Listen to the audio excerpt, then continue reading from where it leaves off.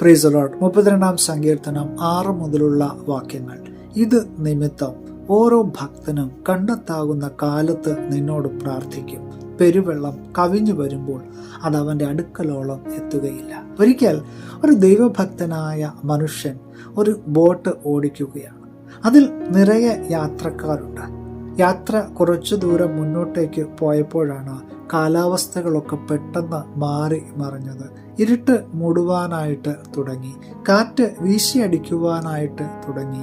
ആളുകളൊക്കെ ഉറക്കെ നിലവിളിക്കുകയാണ്. കാരണം ബോട്ട് നന്നായിട്ട് ഉലയുകയാണ്. എല്ലാവരും അതിഭയങ്കരമായിട്ട് പേടിച്ചു വിറച്ച് നിലവിളിക്കുവാൻ തുടങ്ങി. അപ്പോഴാണ് അവരുടെയൊക്കെ ശ്രദ്ധ ഒരു 12 വയസ്സുകാരനായ കുട്ടിയിലേക്ക് പോയത്. ആ കുഞ്ഞ് അവിടെ ഇരുന്നു കൊണ്ട് ഉറക്കെ ഒരു ക്രിസ്തീയ ഭക്തിഗാനം പാടുകയാണ്.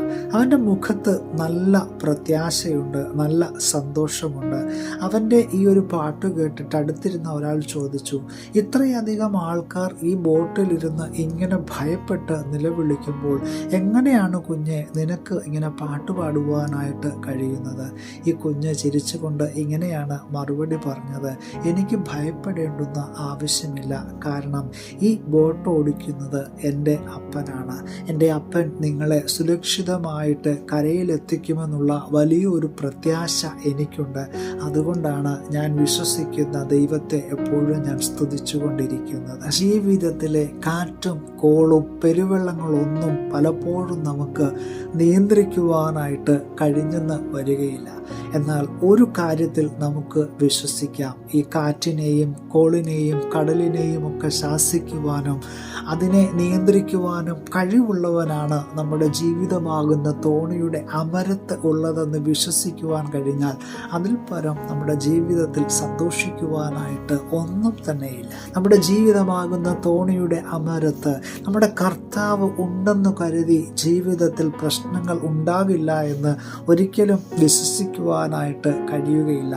എപ്പോഴും ഇത്തരത്തിലുള്ള കാറ്റും കോളും പെരുവെള്ളങ്ങളും തിരമാലയും കൊടുങ്കാറ്റുമൊക്കെ ആഞ്ഞടിക്കുവാൻ സാധ്യതകൾ ഏറെയാണ്. എന്നാൽ ഇതിൻ്റെയൊക്കെ നടുവിലും നമ്മെ നിർത്തുവാനായിട്ട് നമ്മുടെ കർത്താവിന് കഴിയുമെന്ന് ഉറച്ചു വിശ്വസിക്കുവാൻ കഴിഞ്ഞാൽ ജീവിതത്തിലെ ഓരോ യാത്രകളിലും ഭയം കൂടാതെ നമുക്ക് മുന്നോട്ടേക്ക് യാത്ര തുടരുവാനായിട്ട് കഴിയും. നീ എന്നെ കഷ്ടത്തിൽ നിന്ന് സൂക്ഷിക്കും. രക്ഷയുടെ ഉല്ലാസ ഘോഷം കൊണ്ട് നീ എന്നെ ചുറ്റിക്കൊള്ളുമെന്ന് വിശ്വാസത്തോടെ നമുക്ക് പറയാം. പുതിയ ദിനം അനുഗ്രഹത്തിൻ്റെ നല്ല ദിനമായി തീരട്ടെ എന്ന് പ്രാർത്ഥിക്കുകയാണ്. Have A blessed day.